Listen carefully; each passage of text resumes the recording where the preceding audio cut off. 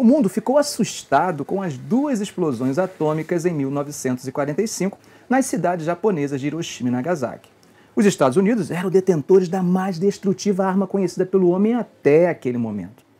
4 anos mais tarde, seria a vez da União Soviética mostrar para o mundo seu domínio sobre a tecnologia atômica. Iniciada a década de 1960, além dos norte-americanos e dos soviéticos, o Reino Unido e a França também se orgulhavam de estarem nuclearmente armados. Vocês devem se lembrar que em 1962 o mundo viveu um dos momentos mais tensos da Guerra Fria. Foi a famosa crise dos mísseis cubanos.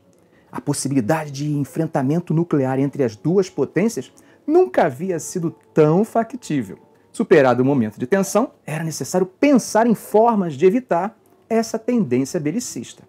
A China de Mao Tse-tung, que à época não fazia parte do Conselho de Segurança das Nações Unidas, vocês devem se lembrar, que o país havia sido substituído por Taiwan após a Revolução Comunista de 1949. A China, em 1964, também faria o seu teste atômico. Em 1963, foi concluído um tratado que tinha como objetivo banir os testes nucleares no mar, na atmosfera e no espaço. 126 estados assinaram o tratado, mas acabou não tendo muito sucesso, pois não foi suficiente para garantir o fim dos testes. Em julho de 1968, capitaneado por Estados Unidos, União Soviética e Reino Unido, foi aberto para assinaturas o Tratado de Não Proliferação Nuclear, mais conhecido como TNP. O tratado teria uma validade de 25 anos, ou seja, entrando em vigor em 1970, caducaria em 1995. Já no primeiro artigo do tratado, há o compromisso dos países nuclearmente armados, neste caso Estados Unidos, União Soviética, Reino Unido, França e China, em não transferirem armas ou artefatos nucleares aos países não nuclearmente armados. No segundo artigo, é a vez dos países que não possuem armamento nuclear assumirem o compromisso de não receber essa tecnologia dos estados que a possuem. Mas quais são os pontos centrais desse tratado? Em linhas gerais, o TNP se concentra em 3 pilares básicos: a não proliferação de armas nucleares, o uso pacífico de tecnologia nuclear e o desarmamento. Como fica evidente, o tratado deixa claro que os estados não estão proibidos de fazer uso de tecnologia nuclear para fins pacíficos. No artigo 4º, há o compromisso dos estados que já possuem armamento nuclear em negociar medidas efetivas para interromper a corrida armamentista, além de buscarem um tratado que possibilite o desarmamento. Mas quais seriam as garantias dos países desarmados ao assinarem o tratado? Como resultado dos debates no âmbito da Assembleia Geral das Nações Unidas, os países signatários que não possuem armas nucleares recebem a garantia de que não seriam atacados nuclearmente pelos 5 países que as possuem.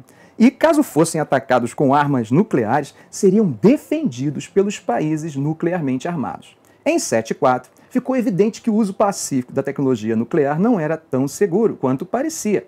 A Índia, sob o governo da premier Indira Gandhi, faz o seu primeiro teste atômico. Um teste subterrâneo com uma bomba que os indianos denominaram Smiling Buddha, Buda sorridente. Quando a Índia se torna estado nuclearmente armado, ela não está violando o TNP, pelo simples motivo de que os indianos não se comprometeram com o tratado. Embora não houvesse violação do direito internacional por parte do Estado indiano, fica evidente que a transferência de tecnologia nuclear com fins pacíficos precisa ser acompanhada com mais cuidado. Em consequência, foi criado em 1975 o Nuclear Suppliers Group, NSG, fornecedores nucleares, que teria o objetivo de fiscalizar a cooperação técnica, e isso para evitar abuso na transferência de tecnologia nuclear para fins pacíficos. Em relação aos testes, em 74, os Estados Unidos e a União Soviética assinaram um tratado que proibia testes nucleares com armas que excedessem 150 quilotons. Parece que as duas grandes potências estavam dispostas a conversar sobre a limitação de seus armamentos. Mas por que não discutir desarmamento?